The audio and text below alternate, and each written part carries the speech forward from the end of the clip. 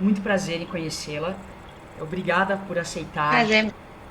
de verdade o convite. A ideia é bater um papo mesmo, principalmente para esse período de quarentena, e que a nossa saúde mental nesse momento está realmente abalada. Eu, na verdade, tenho essa necessidade, através inclusive do que a gente conversou um pouco. Eu também tenho síndrome do pânico, crise de ansiedade, também tenho ainda depressão. Me cuido, faço terapia, uma série de coisas e cada vez que a gente tem contato, inclusive como introdução aí ao assunto, eu sou comunicadora, tenho que trabalhar com a internet o tempo todo. Me Respeita, ele surgiu justamente por essa questão, por ver muita gente se desrespeitando no virtual e no real, né? E aí essa necessidade nossa de tentar um equilíbrio. Então, quando eu vejo as reportagens, e que eu mandei inclusive no roteiro para você, falando de a ansiedade no Brasil é absurda. Então, eu vi realmente essa necessidade de conversar, de bater um papo e de passar para as pessoas a necessidade desse equilíbrio. O prazer é todo meu estar aqui, obrigada. Um dos meus propósitos do meu trabalho é levar conhecimento e informação para mais pessoas. Vai ter muita gente na vida que eu nunca vou conseguir atender porque mora longe, ou porque não pode, ou por N motivos. E só que se eu conseguir levar uma informação de qualidade, eu já estou permitindo que essa pessoa se ajude um pouco mais, que ela se olhe de uma forma diferente, que ela se permita. Por incrível que pareça, você falou para mim que você tem o diagnóstico de síndrome do pânico e pode parecer assim engraçado, mas eu vejo isso como uma coisa boa, porque você sabe, porque tem muita gente que vive transtornos de depressão, de ansiedade, de síndrome do pânico, e nem sabe, simplesmente acha que é culpa dela, ou acha que é um problema nela, ou acha que é um monte de coisa que nem se percebe o quanto aquilo é um transtorno que merece tratamento, que se tratando vai melhorar. Então, é um propósito do meu trabalho levar essas informações.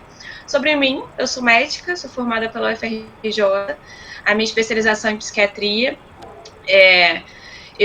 Quando eu fazia psiquiatria, eu era um pouquinho frustrada, porque eu achava que psiquiatria só passava médio, e eu não queria isso para minha vida, até eu descobri que não é isso, e aí eu falei, bem, então não precisa ser dessa forma, até porque seres humanos não são resolvidos com medicações. Se remédio curasse, o nome não era remédio, era curédio, o remédio remedeia.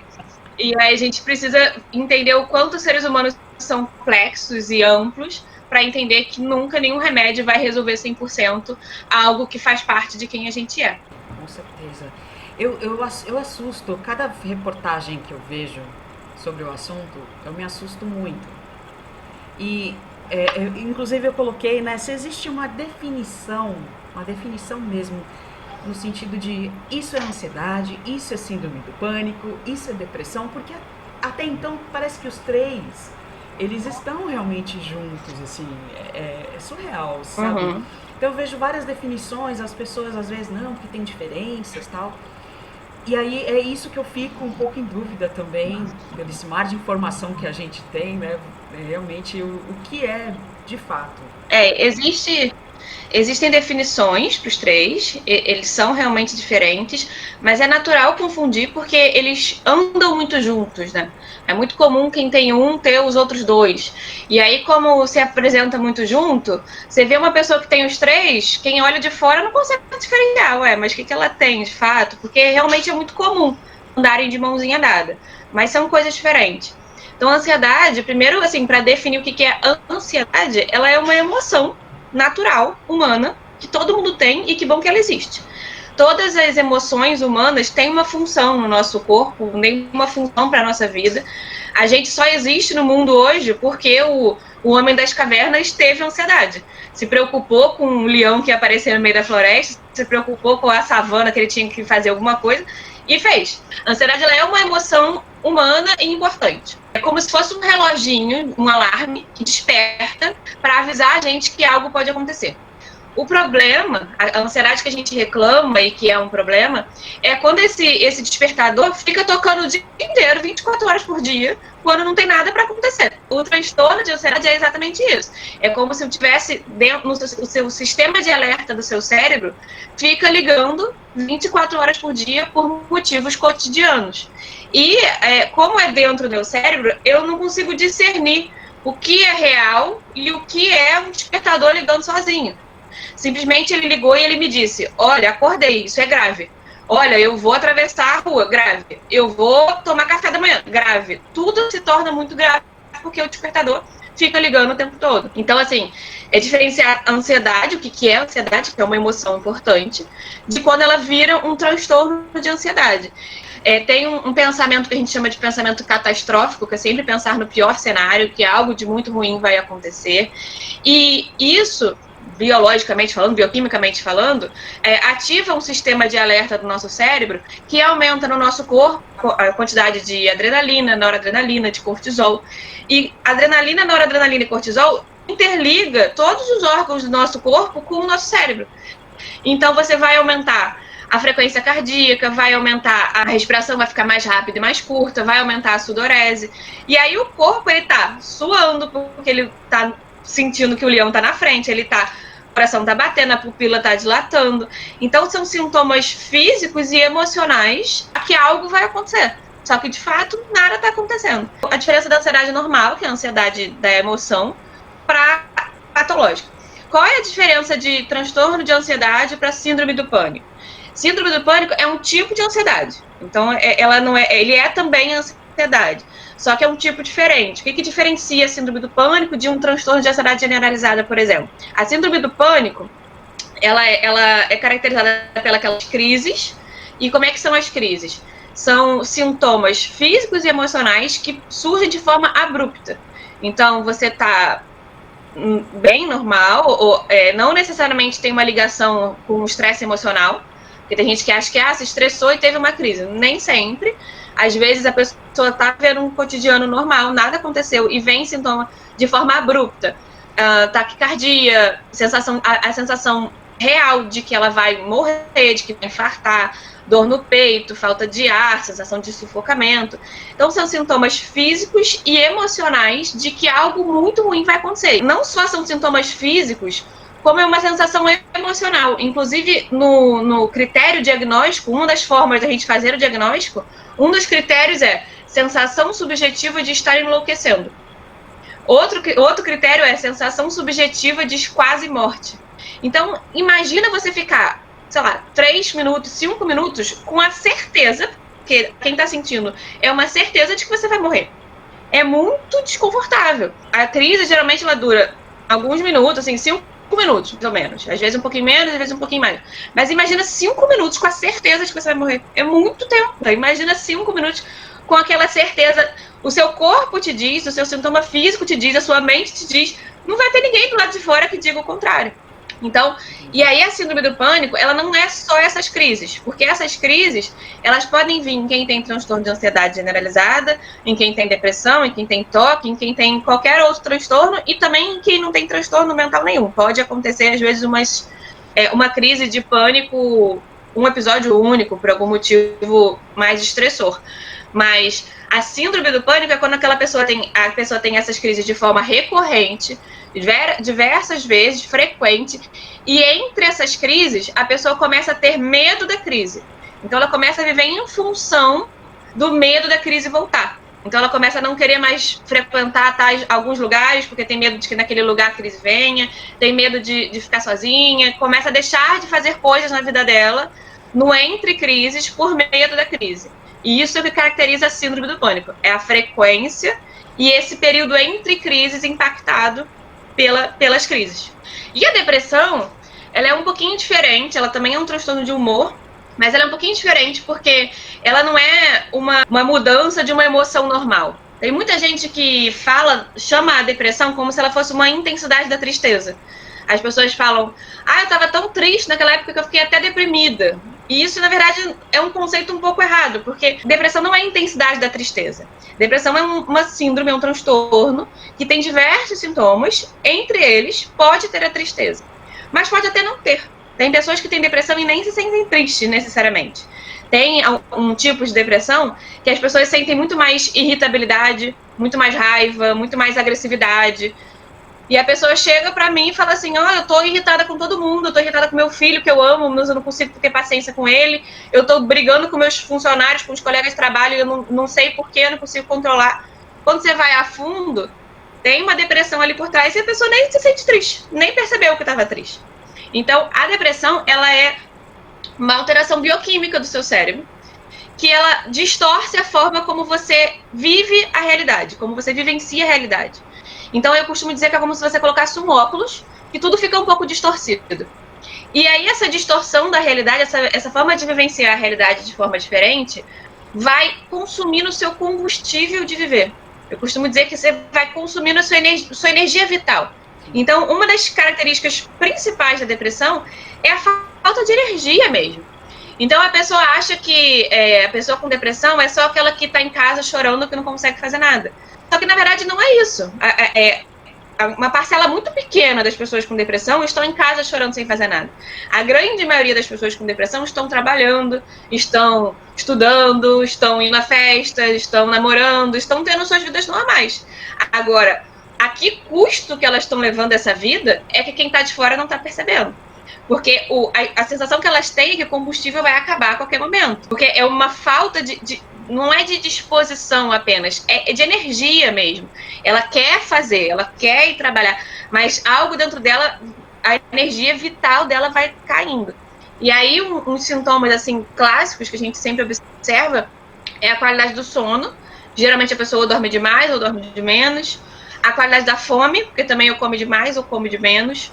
A alteração do humor, que é ou a tristeza, que a vida começa a ficar um pouco sem sentido, ela começa a perder vontade de fazer as coisas que ela gosta. Se ela fala pra mim que não quero mais ir jogar futebol, mas ela não gosta de futebol, tudo bem. Agora, futebol era a coisa que eu mais amava na vida, eu não quero mais jogar, você fica mais preocupado. Começa a falar que não tá mais gostando de brincar com os filhos, você fica mais preocupado. Então, esse conjunto de sintomas do sono, da fome, da falta de vontade de fazer o que gosta, da falta de energia vital. É uma coisa muito importante, um sintoma que eu acho que assim, é um dos principais pilares da depressão, é a culpa. Muito mais do que tristeza, o sintoma que está presente em todos os quadros de depressão é culpa. Se sente culpado porque o mundo está ruim, se sente culpado por tudo, assim, tudo que acontece dentro dela, em volta dela, ela sente como se a culpa fosse dela. E na grande maioria das vezes, ela nem consegue pedir ajuda ou procurar ajuda, porque ela acha que a culpa é dela. Então, se ela acha que a culpa é dela, ela não acha que alguém tem que ajudar, ou que alguém tem que fazer alguma coisa. E é uma coisa muito difícil até para a pessoa conseguir discernir, porque, como eu falei, é uma distorção da realidade. Ela vivencia a realidade de uma forma diferente. Então, às vezes, alguém chega para ela e fala assim, olha, eu acho que você devia procurar um profissional. E ela fala, não, eu vou dar um jeito. Ela fica se culpando, achando que ela tem que fazer alguma coisa. E nem sempre dá. É aquilo que eu falei, se tá com o óculos todo torto, ela não vai conseguir fazer nada, porque ela tá vendo a imagem distorcida. Entendi, doutora. Doutora, a gente, nesse mundo louco, né, que a gente vivia, uma correria constante, tudo era muito importante, e na verdade tudo fora é muito importante, o dentro muitas vezes estava completamente abandonado, enfim. As causas, elas estão ligadas aí à questão da vida ser uma competição e não uma jornada, que foi uma das coisas que eu realmente vi muito e tenho refletido demais sobre isso para mim, enquanto, sabe, comunicadora, porque tenho que lidar com as redes sociais são o motor agora de muitas coisas. Uhum. E a vida, ela é praticamente assim, você está numa vitrine virtual em que você tem pessoas competindo com você o tempo inteiro. Mas por que essa competição existe, assim, sabe? E aí você fica perguntando, caramba, mas não era para ser todo mundo tá aqui para viver junto, de alguma forma? A aparência, o ego, o orgulho, a vaidade, seriam umas causas disso, doutor? Eu costumo dizer que todo transtorno mental, todos, tem 3 fatores.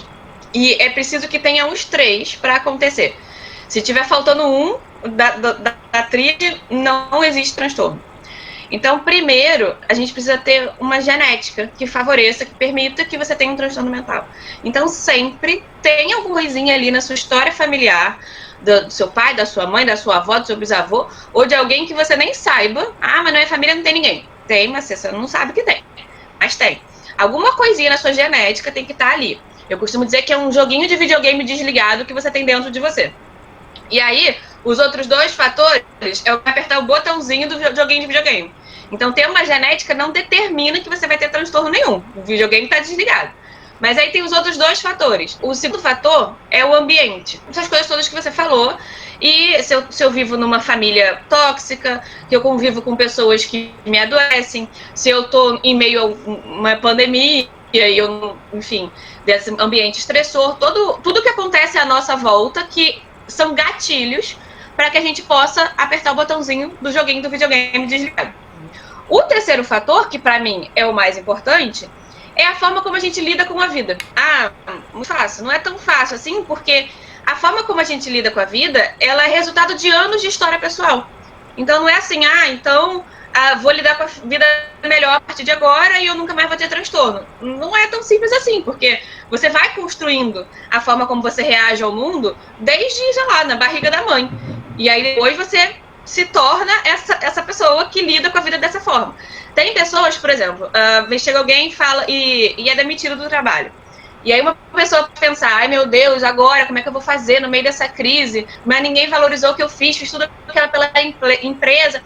Eu posso pensar dessa forma, ou eu posso pensar, tá todo mundo numa crise agora, eu não sou a única pessoa que estou na crise, tá todo mundo se reinventando, como que eu posso me reinventar? O que eu fiz de errado nessa empresa que eu não quero fazer de errado na próxima? Qual foi o aprendizado? Será mesmo que aquela empresa era boa para mim? Será que não era? Será que eu posso aproveitar esse momento de crise para criar algo novo?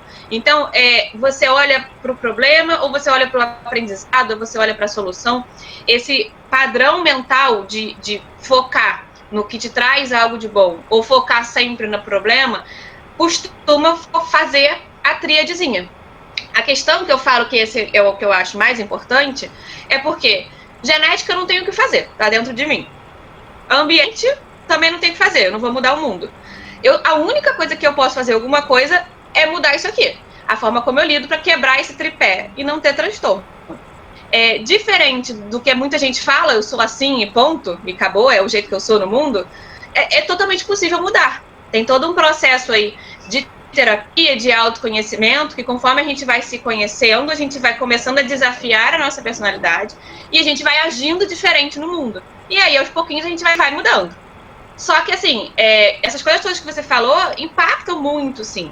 Lá, quando eu era criança, eu lembro que a gente ouvia falar que um dia iam ter computadores e celulares, eles iam trabalhar por nós e nós teríamos tempo para sermos felizes e ficarmos com a família.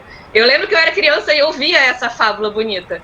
Só que, de fato, agora a gente trabalha cada vez mais e a gente tem cada vez menos tempo e a gente faz cada vez mais coisa. E tem a telinha, né, como você falou, que a gente fica vendo pessoas e se comparando o tempo todo. E isso é muito presente no mundo que a gente vive. E tem uma certa confusão entre ser e ter.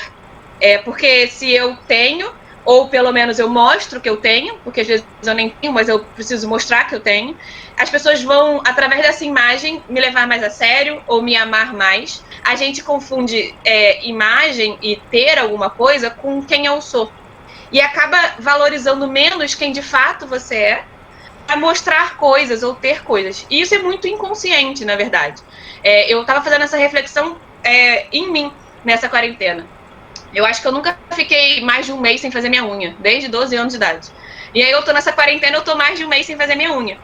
E o mais incrível é que não tá me incomodando. E aí eu fiquei pensando, por que não tá me incomodando, se sempre me incomodou? Possivelmente é porque quase ninguém tá me vendo. Eu tô ficando em casa mais. Quase ninguém tá me vendo, eu tô ficando aqui em casa o tempo todo. Quem vai ver minha unha que tá feita? Ninguém vai. E eu fiquei assim, gente, mas será mesmo que eu só faço unha porque todo mundo me vê? E é uma reflexão pra gente fazer, sabe? Eu tenho falado que essa quarentena tá fazendo a gente começar a reparar coisas em nós. Que o quanto a nossa rotina atribulada nos afasta de quem a gente é. O quanto a nossa rotina atribulada, na verdade, até nos afasta de coisas que a gente não quer ver, de não olhar para dentro, porque é cômodo fugir. Só que enquanto a gente foge, nós as coisas não se resolvem aqui dentro. Elas não vão falar assim, ah, ela fugiu, então tá tudo bem, vou embora. Não é assim. Enquanto a gente tá se ocupando na rotina louca lá fora, tá tudo ficando mal resolvido aqui dentro. E aí depois grita com uma crise de ansiedade, uma crise de pânico, grita com um transtorno de pânico, grita com uma depressão. Eu costumo dizer que o corpo não fala, o corpo pita. Então, essa quarentena está servindo muito para a gente perceber o quanto a nossa saúde mental é importante. E o quanto na vida cotidiana a gente não se olha, a gente não se percebe. Então, acho que é um exercício, eu costumo dizer que a quarentena está sendo um convite quase que obrigatório para a gente se perceber. E se perceber, nem sempre é uma coisa bonitinha e fofa, né? Ah, vou olhar para dentro e ver coisas lindas. A gente olha para dentro e vê dor, vê coisa mal resolvida. Pois é, a gente vê coisa, trauma que a gente não lembrava, a gente vê que a gente se irrita com a pessoa que mora na nossa casa e a pessoa nem fez nada, coitada. A gente vê que a gente é impaciente. Só que a gente só vai melhorar isso se a gente perceber. Nossa, caramba, eu briguei aqui com fulano só por causa da louça. Não precisava disso. Por que eu tô reagindo assim ao mundo? Como que eu reajo quando algo acontece diferente do que eu gostaria? Como que eu reajo quando eu fico entediado, sem nada para fazer? Eu fico fugindo da minha própria companhia ou eu fico querendo me ocupar, fazer 10 mil coisas? Porque, afinal de contas, você é a única pessoa que vai te acompanhar até você morrer. Se você não gosta da sua própria companhia, tem que rever alguma coisa aí, né? E aí, isso tudo acumulado, a nossa necessidade de ter em vez de ser, a nossa necessidade de mostrar coisas, porque a gente acha que vai ser mais amado, mais aceito, mais validado por conta disso, essa busca toda de fugir da gente e de mostrar mais do que ser, impacta, sim, bastante. Claro que se tem o mundo estressor, competitivo, tudo isso, mas a forma como eu lido, e não tem aqui o coleguinha da nossa genética, eu posso até ser estressado e mal resolvido, mas transtorno eu não vou ter. Eu estava vendo uma entrevista não, um papo de segunda com o pessoal, né, enfim, e o Emicida, inclusive saiu no Quebrando Tabu hoje, o Emicida falou sobre o ócio recreativo. E aí, a necessidade que as pessoas têm, porque assim, é um sistema que a gente foi acostumado a produzir. A gente precisa trabalhar. E nesse sentido, a gente acabou criando uma consciência de que na quarentena a gente também precisa produzir.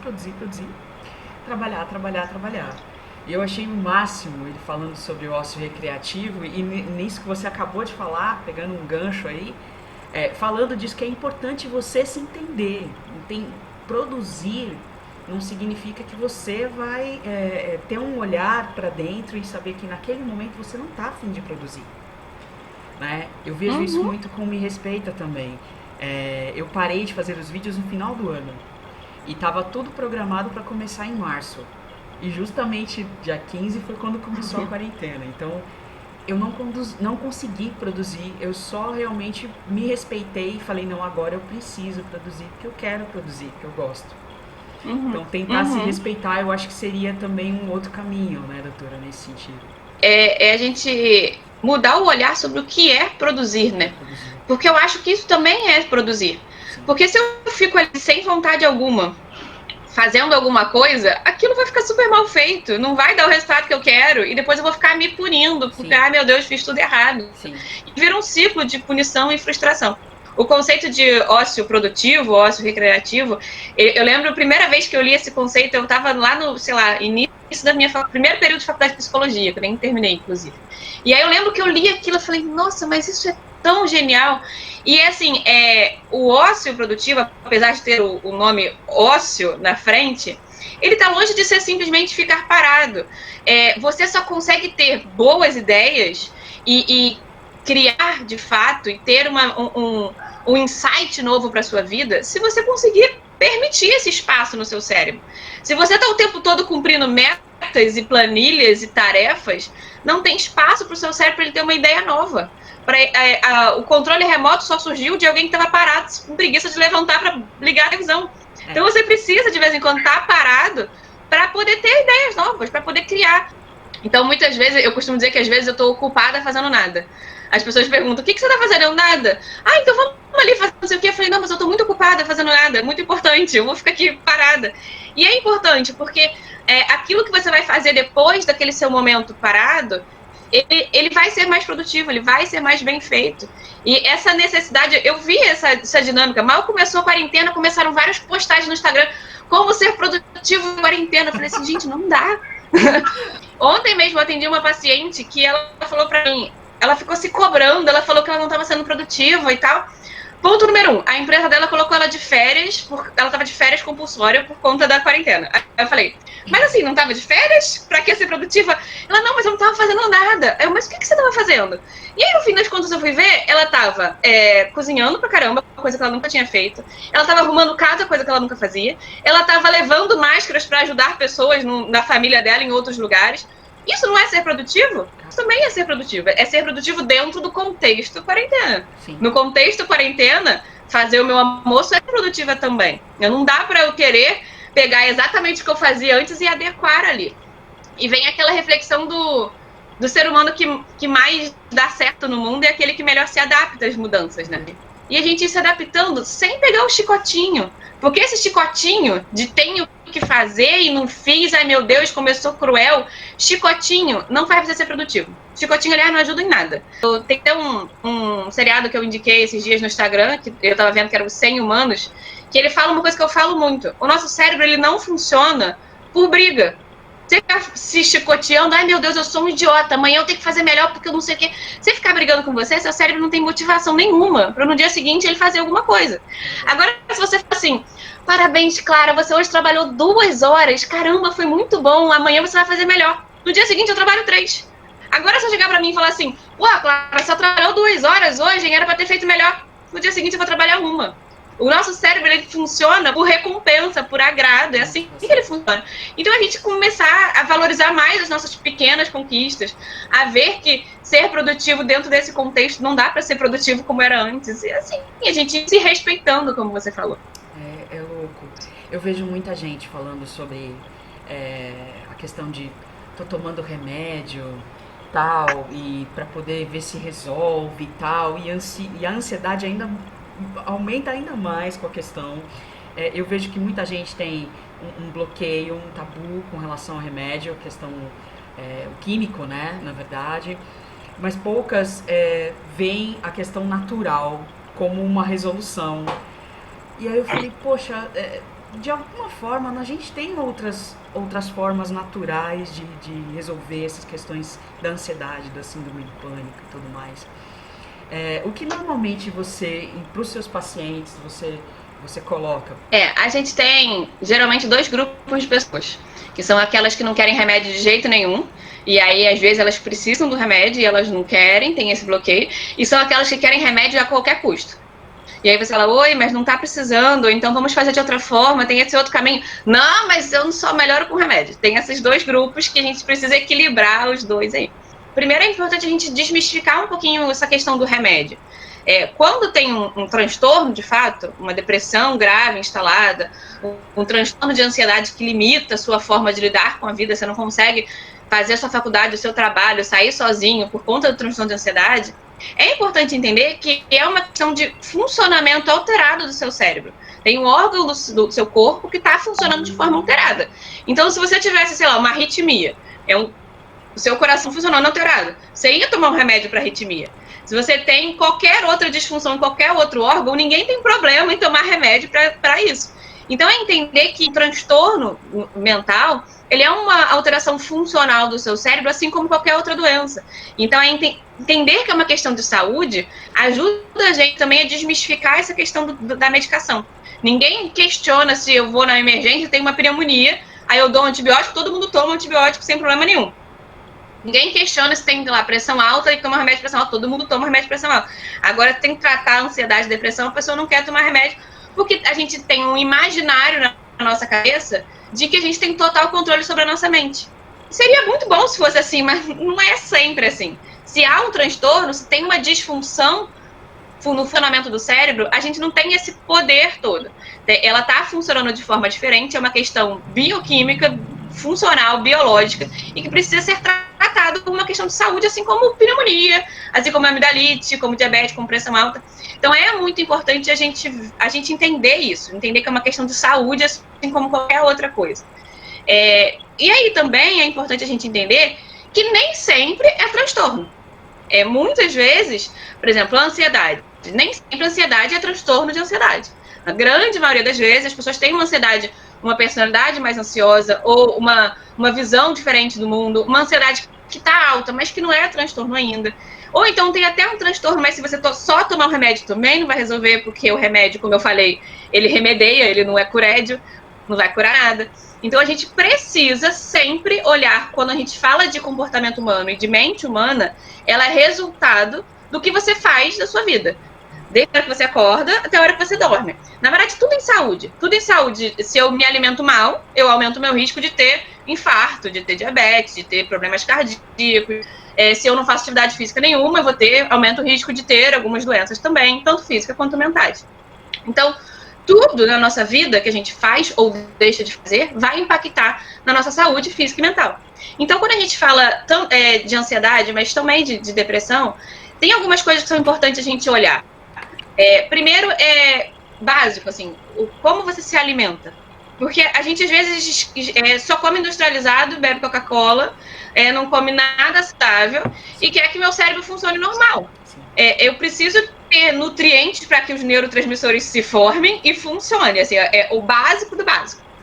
Além do nutriente em si da alimentação, e quando eu falo alimentação saudável, evitar comer excessos industrializados e frituras e gorduras e buscar mais alimentos vegetais, legumes e frutas. E em nenhum momento eu falo de emagrecer, porque na nossa sociedade associaram esse negócio de alimentação saudável com emagrecimento e isso deu uma confusão danada.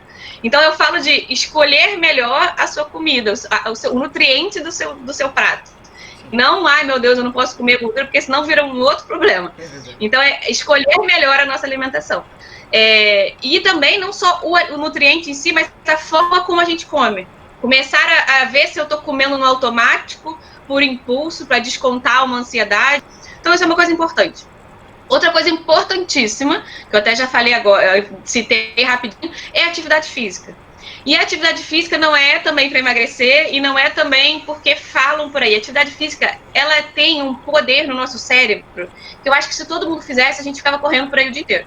Porque a atividade física, porque ela tem diversas coisas que ela faz. Primeiro que ela libera na hora hormônios que relaxam o nosso corpo. Então, se você está ansioso ou você está triste, você não tem como estar ansioso e relaxado ao mesmo tempo. Então, se você está fazendo uma atividade física que libera hormônios que relaxam, a ansiedade vai reduzir, não tem como. Outra coisa, a atividade física ela aumenta a circulação do seu sangue, ela fica mais rápido. E isso ajuda a regular seu ciclo circadiano. Então, você dorme melhor, acorda melhor, tem um sono, vigília melhor. Outra coisa, a atividade física, ela libera na hora aquela endorfina que todo mundo ouve falar, de dar prazer, mas ela também libera a dopamina, que a longo prazo ela age nas mesmas áreas do cérebro que as medicações. Então, se você tiver uma atividade física regular, que você faz com frequência mesmo, que você se compromete de fazer, a longo prazo vai agir nas mesmas áreas que as medicações. E usando as mesmas substâncias, que é a dopamina, a regulação da dopamina. Entre outras coisas que a atividade física faz. Uma coisa legal também que ela faz para quem tem crise de ansiedade, crise de pânico, ela ajuda a gente a ressignificar a nossa relação com esses sintomas. Porque quando você corre, por exemplo, numa esteira, quando você caminha rápido, seu coração bate mais rápido, você sua, você respira mais rápido, ofegante, que são os mesmos sintomas da ansiedade. Sim. Só que naquele momento você está sentindo esses sintomas e está relaxando, e está se sentindo feliz. E aí seu cérebro fala, nossa, não é que esses sintomas não são tão ruins assim? E ele começa a ressignificar. Quando ele sente de novo, na hora da crise, ele fala, tá, não é tão ruim assim não, eu sei lidar com isso. Outra coisa importantíssima para a ansiedade são duas coisas que estão interligadas. Primeiro são as técnicas de respiração. Quem é ansioso, com transtorno ou não, tende a respirar muito mal. A respiração sempre fica muito concentrada aqui em cima e ela respira curto, rápida. E ela tá sempre um pouco hiperventilando, assim. E fala rápido, respira curto e mal consegue completar o ciclo respiratório. Isso deixa todo mundo tenso. Isso aumenta a tensão muscular, aumenta o nosso estresse. Então, estar sempre atento à nossa respiração. Se eu estou muito ansiosa ou se eu estou muito triste, voltar a minha atenção para a respiração.